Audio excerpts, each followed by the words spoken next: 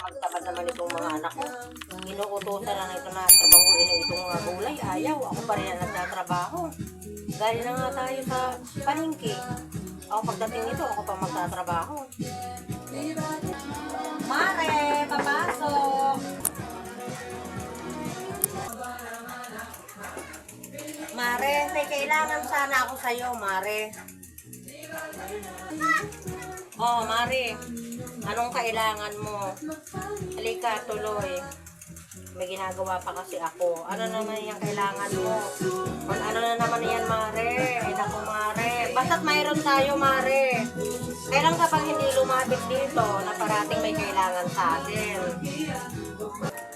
Manghihiram sana ako, Mare, sa'yo ng pera. 500. Kasi, kailangan ng anak ko, Mare, pang tuition sa paaralan. Hindi na makapag-tuition ang anak ko, Mare, kung wala kami pang bayad. Kaya ikaw lang talaga, Mare, ang malalapitan ko. Sinakalan ko na nga itong mukha ko, Mare, para lang makahiram sa'yo. Ito, Mare, oh, pahihiramin kita. Basta't usapan natin, Mare, ibabalik ko lang ito kaagad. Kasi sa anak ko din ito. Baka tayo pagalitan. Kasi kailangan din ito ng anak ko, Mare. Oh, ito, Mare. Naku, Mare, maraming salamat, Mare. Butang na loob ko na naman ito, Mare, sa'yo.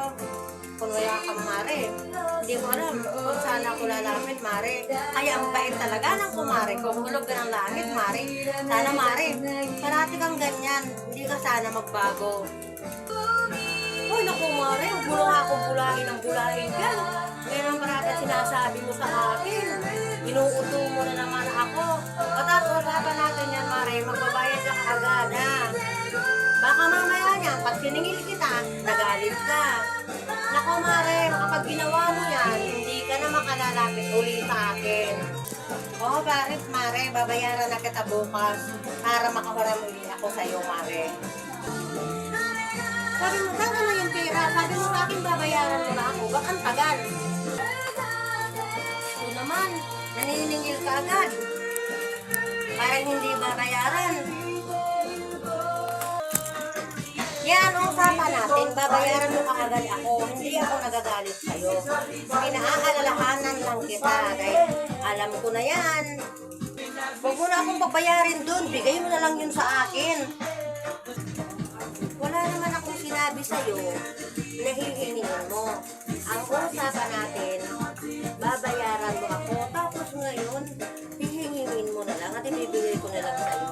Pumanap ka na ng iba mong makukutangan at wag na nang lalapit sa akin at hindi ka na makakaut, hindi na rin kita pahihiramin.